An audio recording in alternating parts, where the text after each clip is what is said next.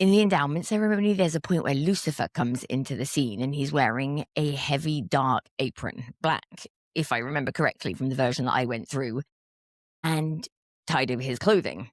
Adam says, "What is that you're wearing?" And Lucifer tells him it's an apron that represents an emblem of my power and priesthoods. And Adam actually checks him on it. Priesthoods, plural. And Lucifer says, yes, priesthoods. Then a bit later, Lucifer tells Adam and Eve that because they're naked, they should make fig leaf aprons to cover themselves. And then at the same moment, the narrator over the loudspeakers tells everyone in the room to stand up and put their own aprons on. So you stand up and you tie this green apron on over your robes and you wear it for the rest of the session. It's the only thing you're wearing that isn't white. There's no apron in Genesis. There are fig leaves, but the object Lucifer's wearing doesn't come from the Bible. It comes from Freemasonry. And today we're going to talk about how a piece of Masonic clothing ended up on Satan in a Mormon temple, and then on everyone in the room. Hannah and Jess, we got away. Now we're unpacking what they won't say. Behind temple walls and cover-ups. We're pouring tea in your coffee cups. It's the Postmormon Postmortem. Digging up what they want forgotten. Trauma, truth, and crime, yeah, we're surviving. It's Postmormon Postmortem. Hello, Eternal Family. Welcome to Postmormon Postmortem, the podcast where we lovingly sift to the ashes of our former faith, one bizarre belief and repressed memory at a time. We explore everything from the church's cultural weirdness and doctrinal whiplash to the deep, deep wounds of religious trauma, Mormon crime, and the messy, glorious road to recovery. Whether you're freshly out, years removed, or just ex-mo-curious, this really is the right place. We're here to hold space, spill tea, and call out the cultish stuff hiding in plain sight. I'm your host, Hannah. And I'm Jess. Okay, if you're curious about why temple patrons in the Mormon temple the world over participate in a ceremony where they don the Masonic apron, so was I. And the church has explanations for it, and they break down into a few different lines. One of them is about the fall of man. So when you're in the endowment ceremony, the apron stands for the fig leaves, as Jess just said, that Adam and Eve used to cover their nakedness, which is the human attempt to hide your sins. Then there's the narrative reading about what the apron represents. Right after Adam and Eve cover themselves with fig leaves, God replaces the leaves with coats of skins. The church reads the skins as a prototype of the temple garment, the white undergarment members wear after they go through the endowment, which in turn represents the atonement of Christ covering you in a way that you can't cover yourself. That's from Genesis 3:21. So in the temple ceremony, you've got the green apron, the thing you made, representing the fig leaves that go on top of the white robes, which are the things that God gave. But there's a second reading that's almost too plain to notice. The apron is the only thing in the whole room that isn't white. Everyone's in white. The robes, the clothing, the veil. And then there's this green apron tied at your waist. That's read as the mark of the lone and dreary world, the fallen world the ceremony is staging for that part of the ritual. You're wearing the fall on your body while you stand in the middle of it. But those readings don't tell you where the object itself comes from or why it looks the way it looks. So to get there, you have to go back about 120 years before any of us were unfortunate enough to be in that room taking up that endowment, and start with what an apron means to a Mason. Because in a lodge, it's the most important thing he wears. In Freemasonry, the apron comes first. A man's initiated, and before almost anything else, he's handed a white lambskin apron. The lodge tells him right then what it is, that it's older and more honorable than any other badge that's ever existed, more ancient than the Golden Fleece, more honorable than any order a king could pin on him.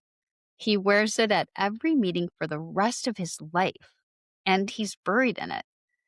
So, to a Mason, that apron is the emblem of his standing, his authority inside the lodge. A plain white one is the badge of a regular member. The officers wear ones with more on them, edging, symbols, marks of rank. And as a man advances through the degrees, and the degrees are the structured levels of initiation that a masonry runs on, each one requires study and ritual before you can move up. His apron changes with him. The deeper you go in, the more the apron carries. And you can already see the two worlds lining up against each other, because almost everything Joseph Smith took from the lodge and made it his own for the temple, either flipped it completely or just repurposed it. In Masonry, it's a white lambskin apron that symbolizes purity, earned standing, the mark of a man who's done the work. In Masonry, the hero of the whole story is Hiram Abith, the architect of Solomon's temple, and the apron belongs to him and to the honest workmen who build under him. And we'll get to his story. So the apron is the badge of the faithful. And the one Lucifer wore in the Endowment wasn't a plain apron. In Joseph's day, it was decorated, embroidered with Masonic symbols, the square and the compass, the all-seeing eye, pillars.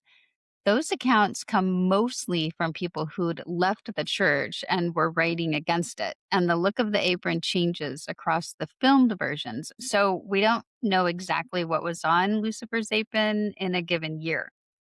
What stays constant is that the devil comes into the garden wearing the badge of a high ranking Mason. And then the room gets told to put aprons on too. And the question that I had was, how did that get into Joseph Smith's hands? And the short answer is that he became a Mason in Nauvoo in the spring of 1842. And the church doesn't hide this anymore. It's acknowledged in a church history topics essay called Masonry. It probably never officially hid it, just like the church doesn't hide history, it just doesn't teach it. So Right. Joseph became a Master Mason in March of 1842, and then the endowment showed up in May of the same year, about 7 weeks later. The speed, the timing, the coincidence is the part that gets people thinking. Yeah, gets me thinking. So the man behind the speed was Abraham Jonas. He wasn't a Mormon. He was a Whig politician, a Jewish English immigrant, a lawyer, and a serious operator. He was a close friend and early ally of Abraham Lincoln. And at this point, he was the first Grand Master of the reorganized Grand Lodge of Illinois, which put him in a spot. He needed to build Masonry's influence in the state, and he needed a political base. And the Mormons were both of those things in one package. Exactly. A massive unified voting bloc sitting right there in Nauvoo. So when Jonas granted Nauvoo a lodge dispensation, he instantly picked up hundreds of new Masons, which made his Grand Lodge one of the most powerful in the country. And he was angling to swing the Mormon vote to the Whigs. There's a real political calculation under the whole thing. And the way he brought Joseph in shows it. There's a Grand Master's prerogative, a rare one, called making a Mason, quote, at sight. It allows you to skip months or years of study and the proficiency tests. On March 15th, 1842, Jonas came to Nauvoo, installed the lodge in the upper room of Joseph's red brick store, and brought Joseph and Sidney Rigdon in as entered apprentices that evening, passed them to fellow crafts the next morning, and raised them to Master Mason that same afternoon. For a normal man in a normal lodge, that's months between each step, sometimes years, because you study and memorize your way through. Joseph went from nothing to Master Mason between one evening and the next afternoon. And then they just kept doing it. Once the Nauvoo Lodge was open, they ran saints through the degrees at a breakneck speed, literally hundreds of men in a matter of months. The other Illinois lodges were horrified, as you might imagine. They accused Nauvoo of irregular work, of balloting on more than one candidate at a time, of turning the lodge into a membership factory to pump up Mormon political muscle. Where did they get that idea? I don't know. It eludes me. But Jonas took the heat for it. His peers were livid once they saw what he'd done. They accused him of selling Masonic degrees for political favors. Well, yeah. The Bodley Lodge complained about clumsy, irregular work happening in Nauvoo just to run the numbers up. When the anti-Mormon mood in Illinois got too strong, Jonas distanced himself. He picked his political career over his brother Joseph. But that's getting ahead of ourselves, so hold the collapse. First, what Joseph actually did with the system once he had it is an important story for us to tell. So once Joseph's a master mason, the things that turn up in the endowment 7 weeks later are things he had just learned.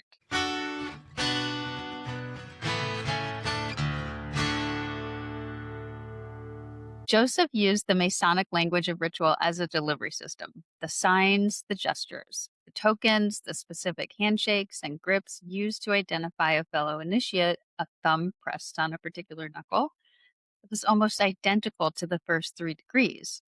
The square and the compass, which in a lodge are the actual working tools of the worshipful master, and in which the temple end up as marks on the garment. The whole shape of it, advancing by degrees, a new name, a veil, the 3 distinct knocks, all of that is Masonic before it's ever in the Mormon temple. When we say Joseph Smith copied Masonry, to be more specific, we mean the how was Masonic, the what mostly wasn't. But Jess just mentioned that the marks of Masonry ended up on the temple garment. And to this day, those marks are so sacred that when you destroy the garment, you have to cut out the marks first and destroy them separately.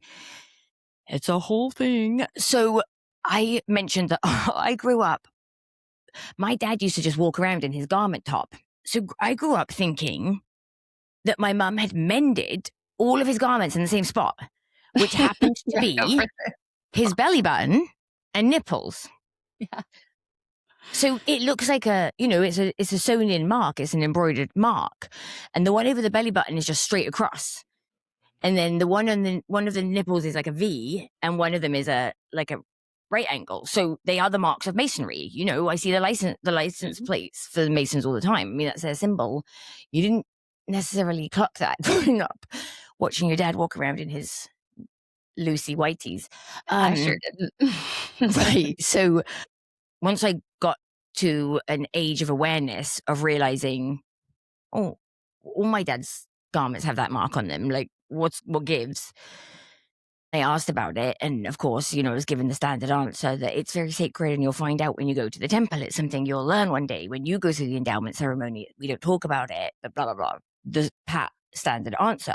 So my childhood brain just went to, it's related to the placement of where the symbols, and that's why we're going to learn why men have nipples in the temple. Like, that was it was like, you tell me I'm going to have all these great truths and mysteries revealed to me, and that when I go to the temple, I'm going to learn what these marks are.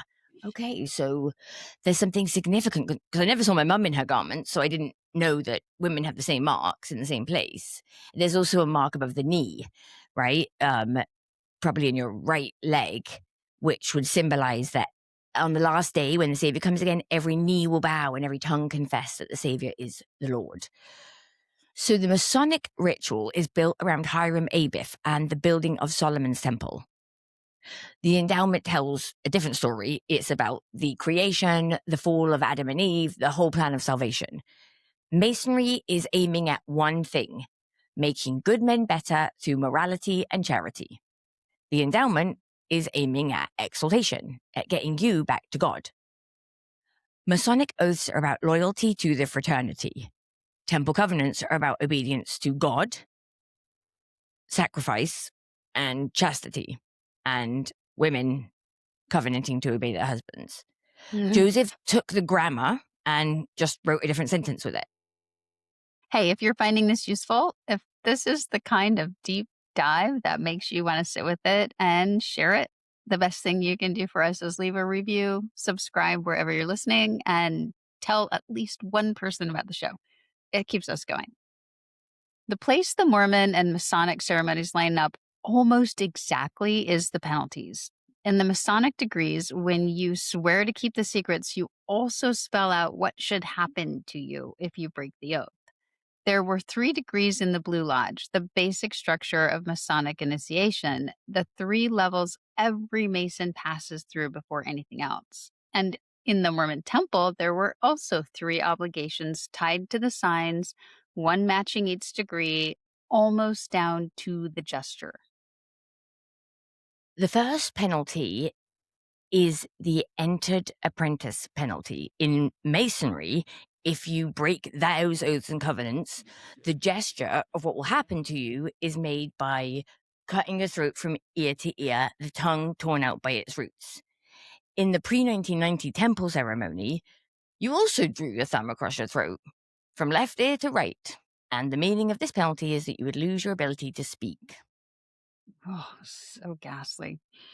The second penalty was the fellow craft penalty. In Masonry, the image is the left breast being torn open, the heart plucked out, and the heart left for the beasts of the field.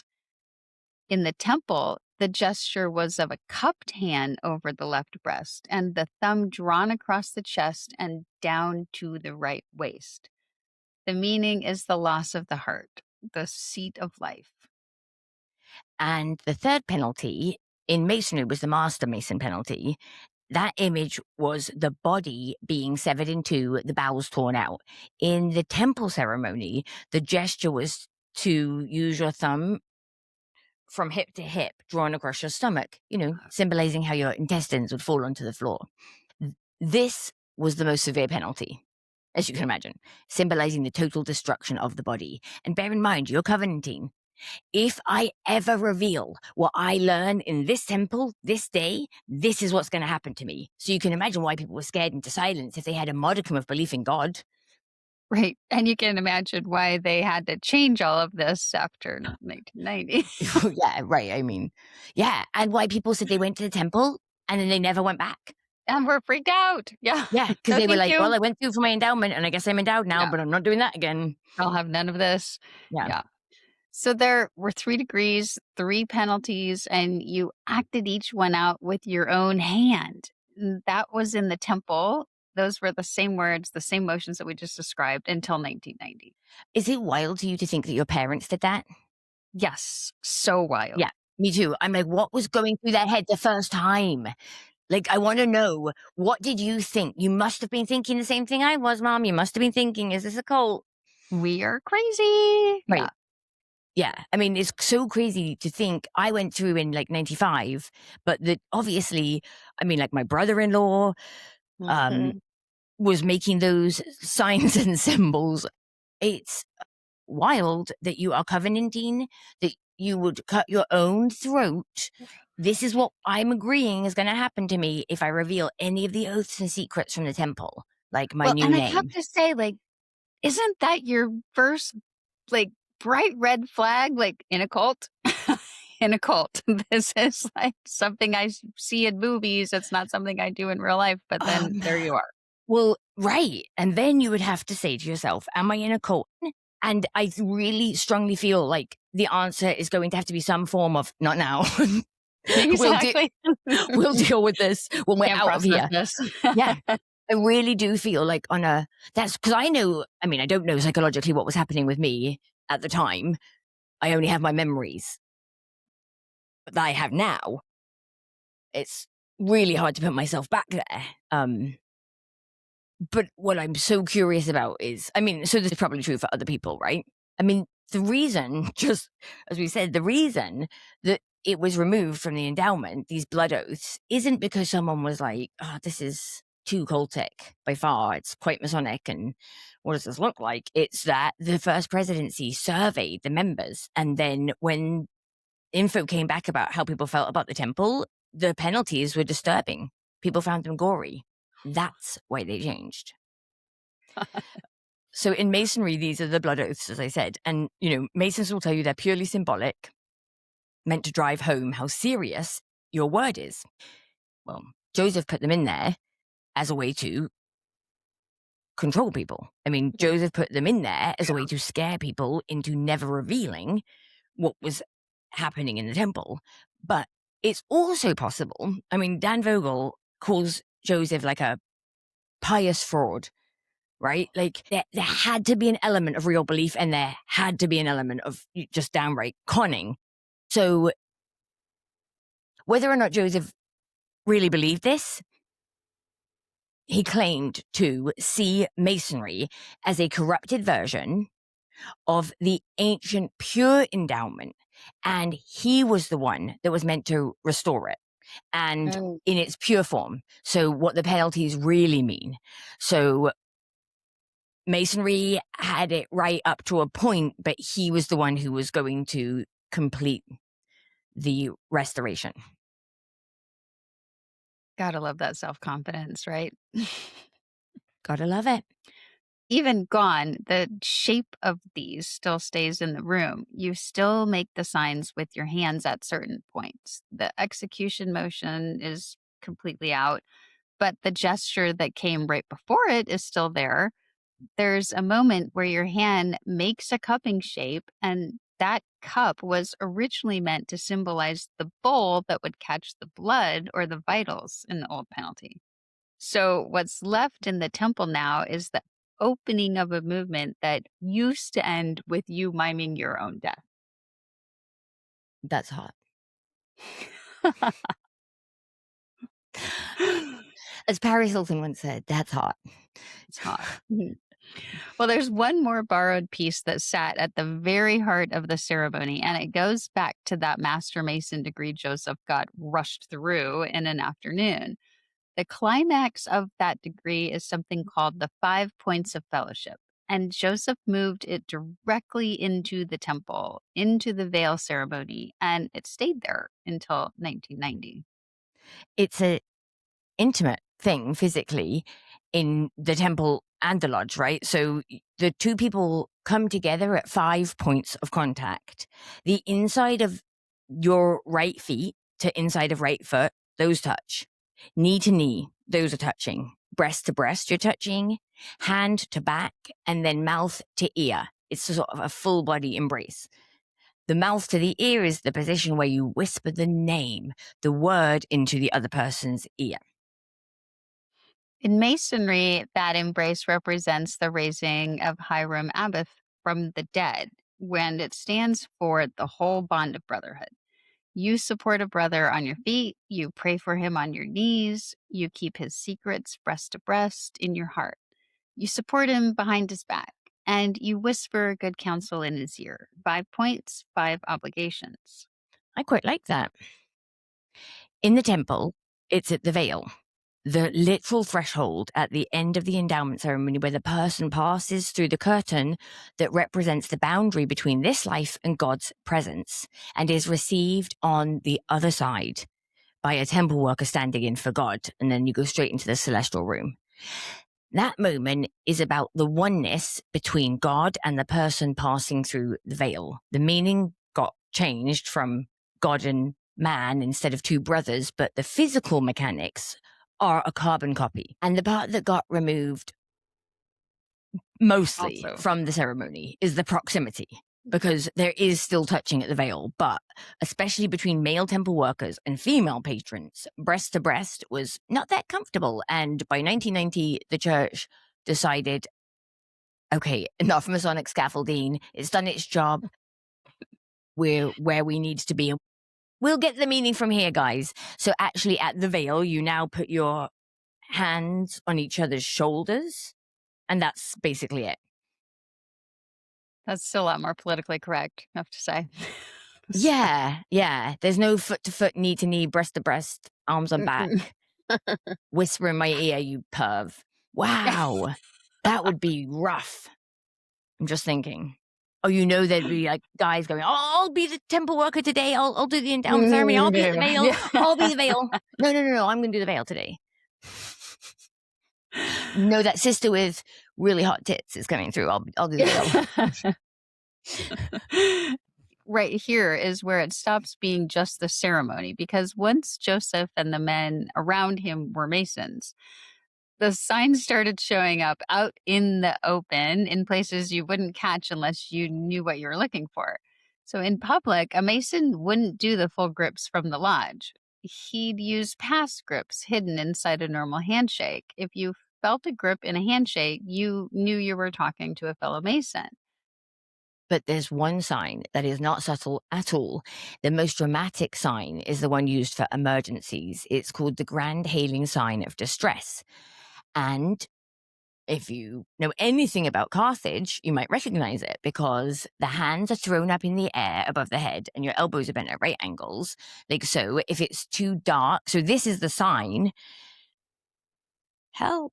But then the words that go with it, "Oh Lord my God, is there no help for the widow's son?" Every Mason is bound by covenant to help a brother who gives that sign or cry, even at risk of his own life. Okay, so hold on to that one because it comes back at the end and it's a whole thing. But if you've been through the temple, you recognize the signal immediately because one of the eeriest parts, in my opinion, of the endowment ceremony involves everyone in the room rising to their feet, and then they make this grand hailing sign of distress, although they don't call it that, and they chant in unison, "Oh Lord, hear the words of my mouth," 3 times. So you have a room full of fuckers in robes, veils, hats, aprons, going like this, "Oh Lord, hear the words of my mouth. Oh Lord, hear the words of my mouth. Oh Lord, hear the words of my mouth." And then you ask, am I in a cult? And your brain says, no, you're We good. can't think about that right now. Yeah. By the way, now would be a great time to hit like and subscribe. It would. There's another piece of temple comes straight out of the lodge, and it's one of the most secret, sacred parts, the new name. When you go through, you're given a new name, and these days it's tied to the day of the month. It used to be the day of the year, but now they've consolidated it down to 31 names on each side. It's much simpler. Much simpler. I want to know who was on the committees that picked the names. I mean, Florence was one of them, I noticed, and I was like, what makes the cut and what doesn't? So depending on what day of the week you go through, you might be a Rebecca or a Barnabas or a Phoebe. I don't remember my new name. It was really boring, I'll tell you that. In the early days, some records suggest that it was much more personalized, which makes sense, right? Like, come on now, just pick a name. And the idea of the secret new name being given and kept secret and sacred was, again, totally Masonic before it was Mormon. And the Masonic version is wrapped around a lost word. Right. And this is the engine of the whole 3rd degree. The Master Mason degree is built around the search for the Master's word, the secret name of God. And in the legend, Hiram Abith is killed before he can pass the true word along to the other workers. So the word is lost. And because it's lost, the Masons adopt a substitute word, a stand in, so they can still recognize each other until the true one is found again. When a man is raised to Master Mason, that substitute word is whispered into his ear on the 5 points of fellowship, that same very close, very creepy embrace. In the degrees beyond the Blue Lodge, it goes further still. In the Royal Arch, a separate sequence of initiations for candidates to pursue after they've completed the 3 basic degrees, the real tryhards, and the one that Joseph's associates would have been familiar with, the candidate finally gets the true name of God. And the name is this composite thing built out of 3 languages, Jah, Bul, On. The reading you'll hear is that it's 3 gods all stitched together. Jah for the Hebrew Jehovah, Bul for the Chaldean Baal, On for the Egyptian Osiris. I'll flag that this 3 gods reading is a popular one. It traces mostly to Albert Pike in the 1800s, and Masons themselves dispute it. They'll tell you those 3 syllables aren't 3 pagan gods at all, but that's the interpretation that's out there. And the way the name works is that no one person ever says it aloud, although I just did. 3 Masons grip hands, and each whispers 1 syllable, so the full name only exists between the 3 of them. And both Masonry and early Mormonism are pulling this from the same Bible verse, Revelation 2:17, the promise of the hidden manna and a white stone, and in the stone a new name written, which no man knows except the one who receives it. In some Masonic rites, the candidate gets a mark or a symbolic white stone. Joseph took the new name idea and built it into the initiatory and endowment ceremony, and then he pushed it doctrinally further than Masonry did by inserting a passage in the Doctrine and Covenants 130 where he links the white stone to the Urim and Thummim and says that the new name becomes the key for a person's exaltation. It's your password, essentially. So in Masonry, the word is the same name given to everyone in that degree, but in Joseph's temple ceremony, it's individualized. It's your personal name, and it's the thing that your salvation turns on. You have to have that name on the morning of the first resurrection. Otherwise, you don't have your key to get into heaven. Oh, dear. Exactly. Okay, we do this work because we think it matters. And if you think so too, we would just so appreciate any support that you feel to give us. If you want to support us on Patreon, you get archives, bonus episodes, and the satisfaction of knowing that you are funding the receipts. As Jess has pointed out, this is a labor of love. We do this just because it's a passion of our souls. And now back to the history. So we have to back up and deal with Masonry's own history because how old it actually is matters a lot for what Joseph thought he was doing. Freemasonry is a historical onion. You peel back the layers and you get a mix of documented fact and romantic mythology. And whether you ask a historian or a Mason, you get two completely different answers. There are really three timelines stacked on top of each other. The first is the legendary one, the story Masonry tells about itself. In that version, the craft goes all the way back to Solomon's temple around 950 BC, and the rituals were handed down from Hiram Abith. Some versions push it further back to Adam in the garden or the Tower of Babel. They were the builders, after all, stoneworkers. They probably built that tower themselves with their own hands. And it's this version that Joseph and the men around him, Heber C. Kimball, they believed that was the version that had been restored to them. To them, Masonry wasn't a recent invention. It was a degraded leftover from the original priesthood of Solomon's day, and Joseph had been sent to restore it. And that's what my dad explained to me when I asked him why they were exactly the same. Wow. The second timeline is the real documented one, and it's much shorter, doesn't go that far back. There's operative masonry, roughly the 1300s to the 1600s, when masons were literally stonecutters and architects. Medieval stonemasons traveled town to town, building cathedrals, and because there were no diplomas, they used secret signs and handshakes to prove that they were trained master masons and not unskilled laborers. The word for those was cowans. That's where the grips and the signs actually come from. It's quality control for a trade guild. That makes so much sense. Because if you look at those castles in Europe, the town that I come from, the city I come from, the cathedrals was started in 1067. Okay, so it is not messing around. That stonework is amazing. And then it shifts into speculative masonry, which is the Freemasonry we'd recognize, and it's a 1700s thing onwards. The square and compass and the level, that's the mark on the garment, the level. I was like, it's a line straight across. Stop being real tools and become metaphors for building a moral life. The official start of that era of masonry is 1717. 4 London lodges met in a tavern called the Goose and Gridiron and formed the Grand Lodge of England. And between 1717 and 1800, the rituals got standardized and expanded. The higher degrees, the Royal Arch, the Knights Templar, were written in this period, and it spread to the American colonies, where it took off like wildfire and became almost a civic religion for the founding fathers, Washington, Jefferson, Franklin, all of them. So you've got this great divide running right through Mormon thought. The historian's view is that Joseph joined a fraternal organization that was cooked up in the coffee houses and lodges of 1700s England and in France.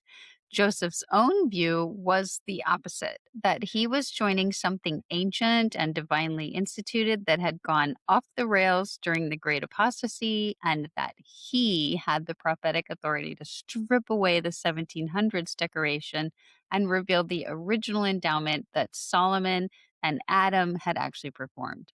So the whole thing he was doing only makes sense from inside Joseph's head, like, right? From inside that belief.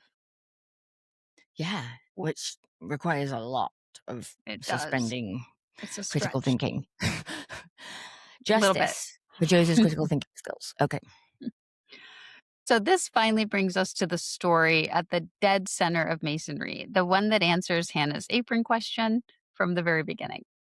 The third degree, the Master Mason degree, is built as a drama, and the candidate plays the lead.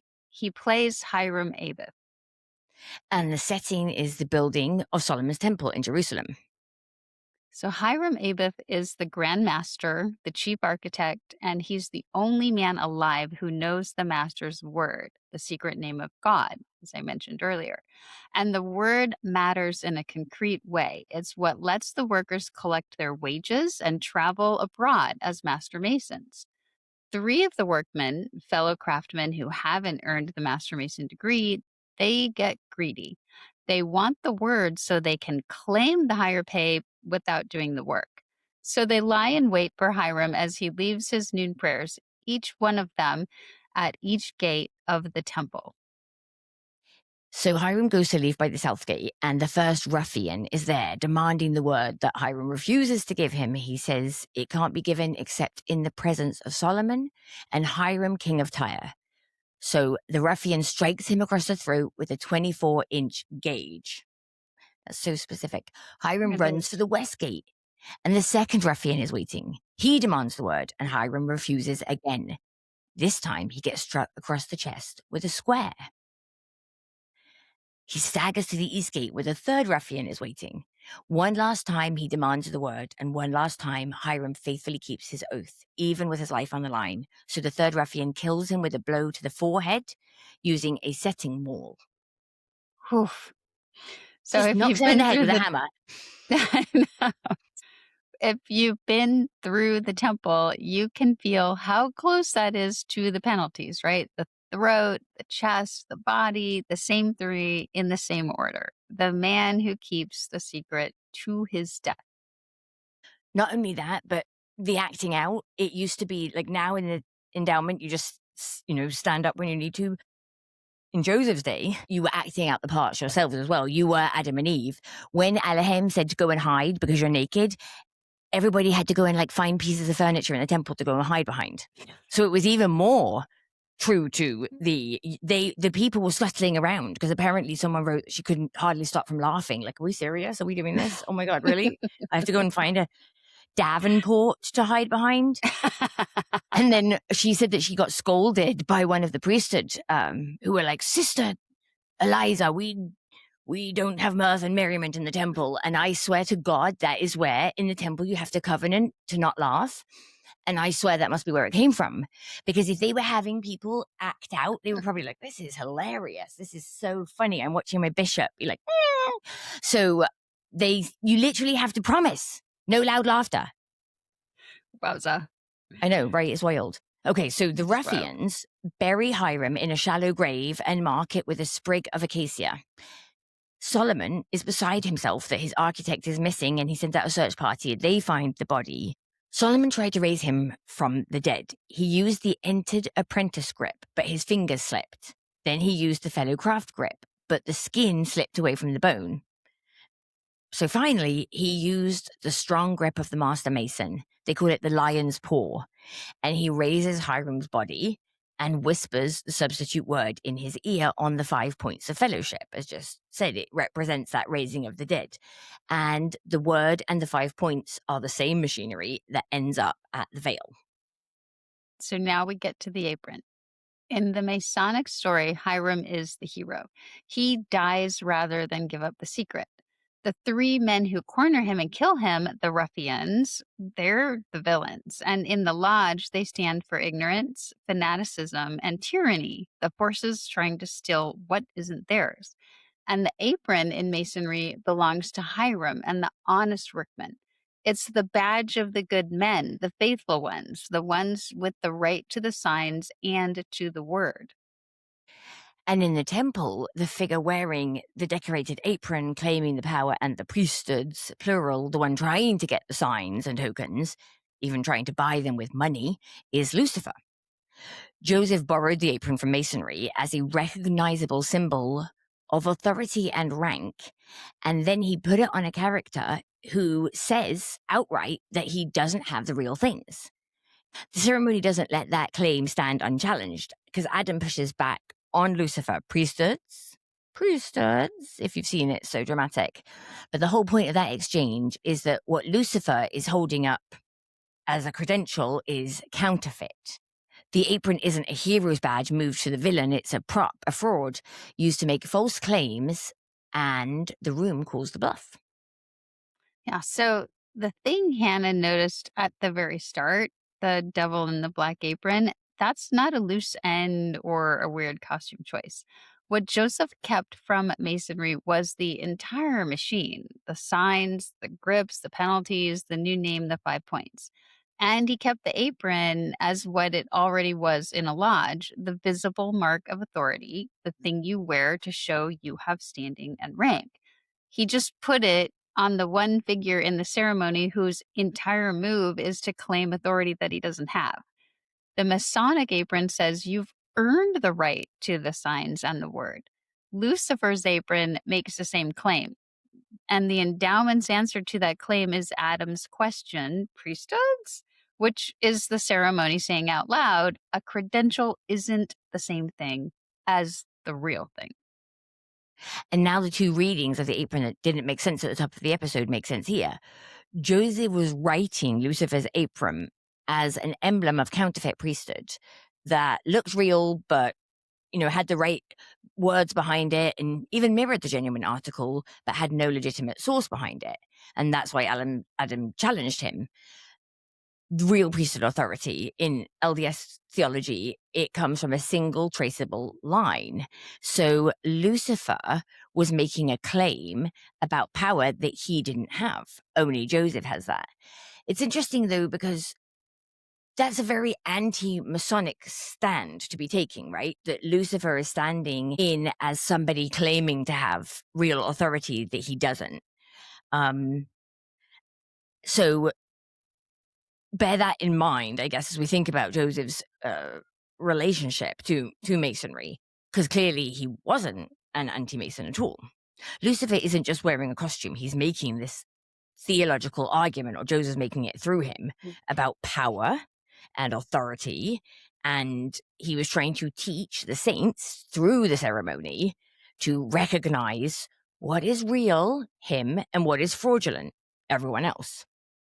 So the Masonic carryover reading that sits underneath this is Joseph didn't invent the apron as a symbol of authority. He borrowed it from a system that he had just learned, and where it meant that. And just as Joseph did with everything, he just took what already existed, he appropriated, he molded, he shaped, made it his own, and used it to control the saints. And now you have to pull back and look at this strange thing, because as we said, Joseph, he was a Mason. But the irony is that the Book of Mormon, Joseph's sort of magnum opus, is aggressively anti-secret society. It is one of the most anti-secret society books that you will ever have the misfortune of reading. But Joseph was a devoted Master Mason. So how do we square that? Most historians don't read that as a contradiction, and I wouldn't either, because as I said, Joseph was a grifter and he was going to use whatever tools were available to him. It's a shift over time, right? So Joseph starts seeing secret societies, or writes secret societies in the Book of Mormon, as a massive threat. And then he uses these secret societies as a vehicle for restoring these ancient truths. So how big of a shift is that ideologically? I mean, you have to sort of figure out, where did Joseph start? What was the anti-Masonry position that he took to begin with when he was writing the Book of Mormon? Upstate New York in the 1820s was the epicenter of full-blown anti-Masonic panic. That's where Joseph got it from. And it kicked off with William Morgan. Morgan was a Mason who turned and announced that he was going to publish a book exposing all the secrets, the grips, the signs, and the rituals. And in 1826, before the book was published, he was arrested on a flimsy pretense, taken away, and disappeared. He was never seen again.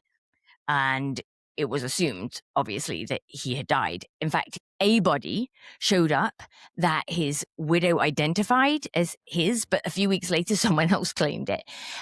So his body was never found, though it's assumed that he was murdered by Masons, right? Because he was about to reveal these secrets. And this happened just 50 miles away from where the Smith family lived. And there was no way that Joseph didn't hear about it. No way. Right. And the thing is, even though he disappeared and was presumably murdered, his book came out anyway. It's called Illustrations of Masonry, and it laid out every secret sign and grip and ritual of the first 3 degrees. It even described the entered apprentice initiation, where the candidate is stripped of his clothes and led into the lodge with a rope around his neck, a cable tow. After Morgan disappeared, the book became a runaway bestseller across Western New York. It got serialized in the local papers, argued about in every tavern and church, and Joseph was known to be a sharp observer of everything around him. And so, as Hannah implied a little bit earlier, it's hard to imagine he didn't know what was in the most famous book in his region. Yeah, so if the sentiment of the day was, I mean, you can see it clearly laid out in the Book of Mormon. When it was published in 1830, Martin Harris said it was the anti-Masonic Bible. It's full of warnings about secret combinations. There's this group called the Gadianton robbers who bind themselves with secret signs and oaths and use them to grab power and commit murder. And the way that Joseph writes about them is like they are the worst of the worst. So to a reader in 1830 in Joseph's region of the world, that is Masonry, plain and simple. Secret combinations and handshakes for you to gain power. There's a line in 2 Nephi 26. The devil, he says, leads people by the neck with a flaxen cord. A reference to the cable tow tied around the candidate's neck in Masonry as he's led into the lodge, and to an anti-Mason reading it again in 1830, when William Morgan's book has been a bestseller for the last 4 years. It's a direct shot. And Joseph didn't need to be a Mason to know any of this. He just had to live in Western New York in the 1820s, where Masonic secrets were basically the pop culture of the moment. Because of the panic, there were these expose shows, traveling troops who would rent out a town hall and act out the Masonic rituals on stage to mock them. They'd demonstrate the grips, the signs, the candidate being led around by the rope. It was entertainment. And so the secrets, they were everywhere. And Masonry was also in his own family, which makes the anti-Masonic aspect of the Book of Mormon even stranger. Hiram Smith was a Mason, a member of the Mount Moriah Lodge, number 112 in Palmyra. And Joseph Sr., Joseph's dad, he was a Master Mason in Ontario, Lodge number 23. Heber C. Kimball, who became an apostle, he was a Mason back in the 1820s. He beat Joseph to it. So the question almost asks itself, if his dad and his brother were Masons, why was he so against secret societies? Why did he wait until 1842 to join the Masons when they were right there in his family the whole time? Well, the answer is the politics of those years. Hiram and Joseph Sr. were old school Masons. For them, it was a respectable fraternal bond, the thing respectable men did. But after the Morgan scandal in 1826, Masonry turned politically toxic almost overnight. Being a Mason in New York in 1828 was like belonging to a hated fringe group. It could cost you your job, your reputation, your safety.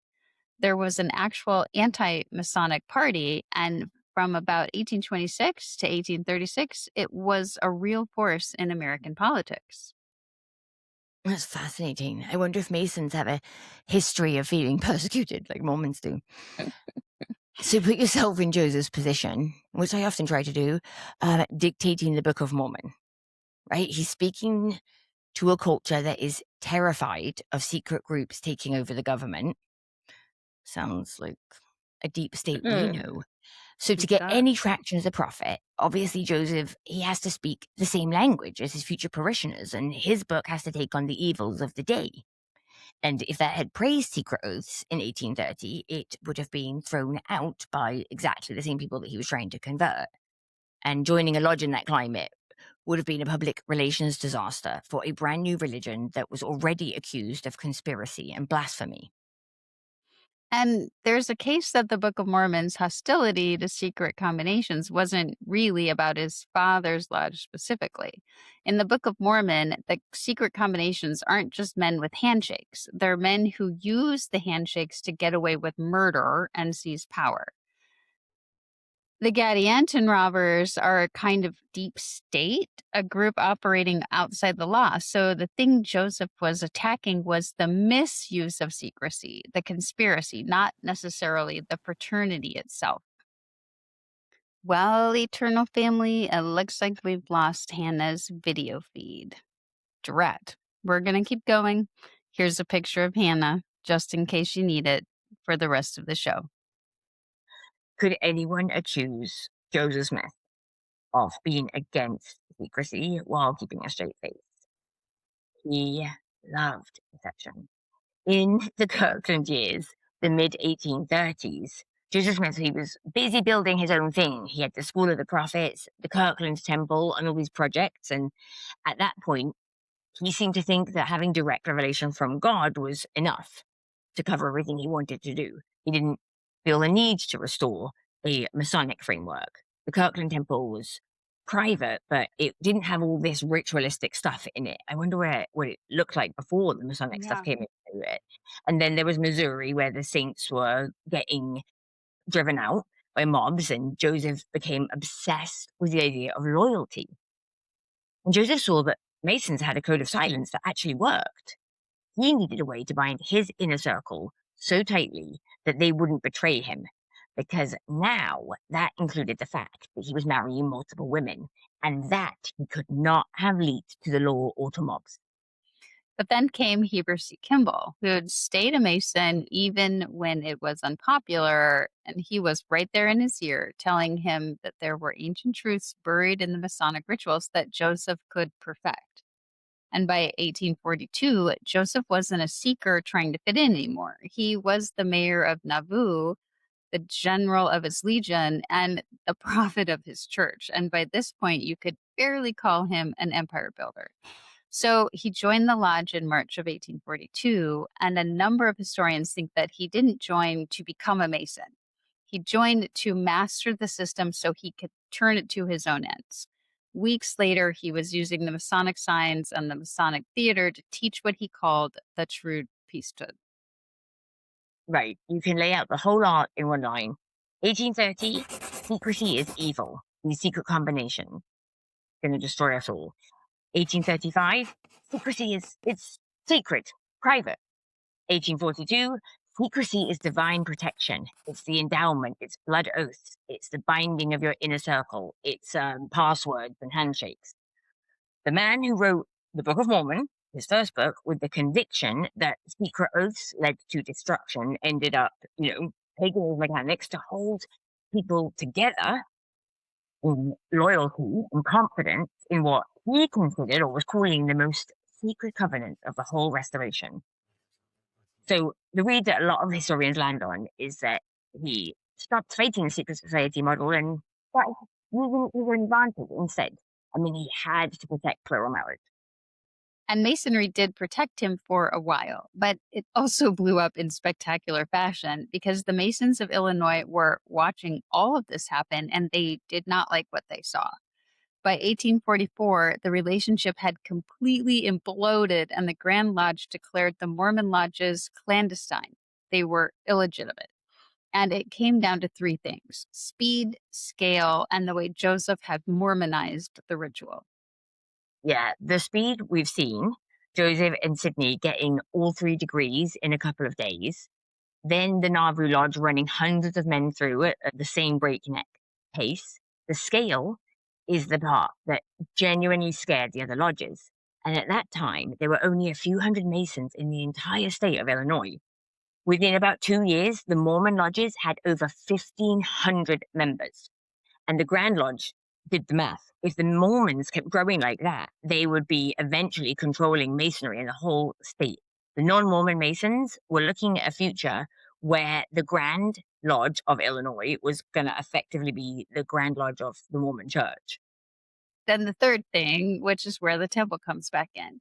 Masons take a solemn obligation never to reveal the signs and the tokens. And Joseph introduced the endowment in May of 1842, 7 weeks after he'd taken that oath himself, using the exact same signs, tokens, and penalties that he had just sworn to keep secret. To the Masonic side, that is the deepest possible betrayal. They called it violating the landmarks. Yeah, he is such an asshole. Joseph's defense. It's the restoration argument, right? That he keeps coming back to. He wasn't stealing Masonry, he was restoring it. He was perfecting it. The Masons, they had the scaffolding, but had lost the building, the true covenants that only he could put back in place. So imagine, not just to a non-Mormon Mason, just to anybody with a thinking brain. That doesn't really read like restoration at all. This reads like an interloper coming and taking their most sacred secrets, spreading them around and rebranding them for their own religion. Right. The Grand Lodge of Illinois sent investigators to Nauvoo. The scrutiny really started in 1842 after John C. Bennett, who had been deep in the Nauvoo Lodge before he fell out with Joseph, exposed the irregular work. The sequence after that is genuinely messy: suspension and conflict back and forth over the next couple of years, even as more Mormon lodges got going.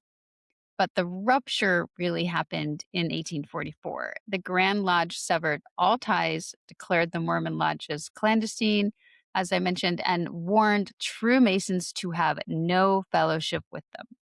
The Nauvoo Masons just kept operating on their own until the Saints left Illinois in 1846.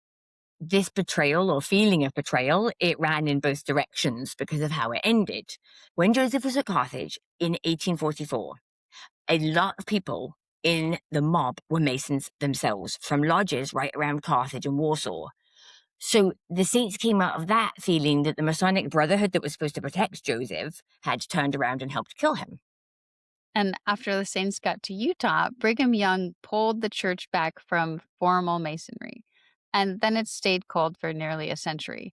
The barrier mostly ran from the Masonic side. The Grand Lodge of Utah refused to let Latter-day Saints join its lodges, and that held into the 1980s. So go back to Carthage just one more time, to the jail window. The mob was coming up the stairs, and before he was killed, Joseph raised his hands and called out, "O Lord, my God." And a lot of people think that's the opening of the grand hailing sign of distress. "O Lord, my God, is there no help for the widow's son?" He was throwing the Masonic distress call to whatever Masons were in the crowd, asking the Brotherhood to step in and save him. And the brothers in the crowd came up the stairs and killed him anyway.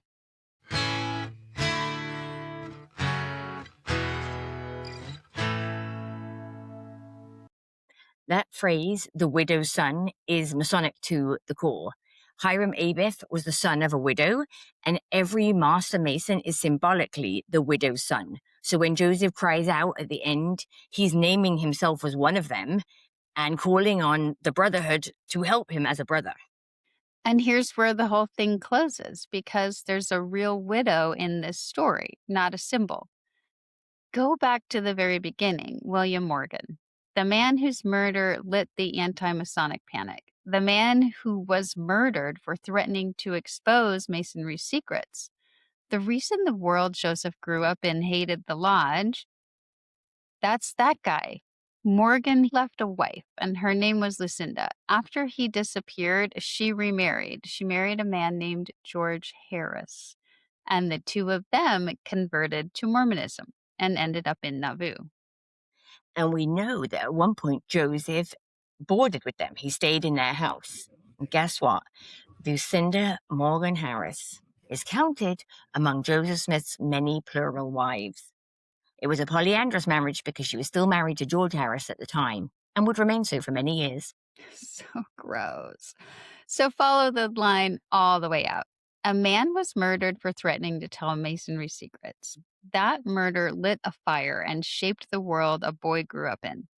The boy grows up to hate secret oaths, writes a whole book against them, and then becomes a master mason in 2 days and builds his temple out of the exact secrets that man was killed for exposing. And the murdered man's widow ends up married to him as one of his many wives. If any part of this episode made you stop and think about what you were taught, about what got left out, what the church borrowed and never credited, consider buying us a coffee. Every contribution helps us do the research, put the pieces together, and follow the thread all the way to the widow. The link is in the show notes. Yeah, the plural wife. Before we go, thank you, Hannah W., for your incredible voice on our theme song. Thank you, Dave. Thank you, Dr. Dave, for your extra guitar work. Thank you, Mick, for polishing our theme song. And thank you, Pete, for your editing. Thank you, everybody else, Eternal Family, for listening.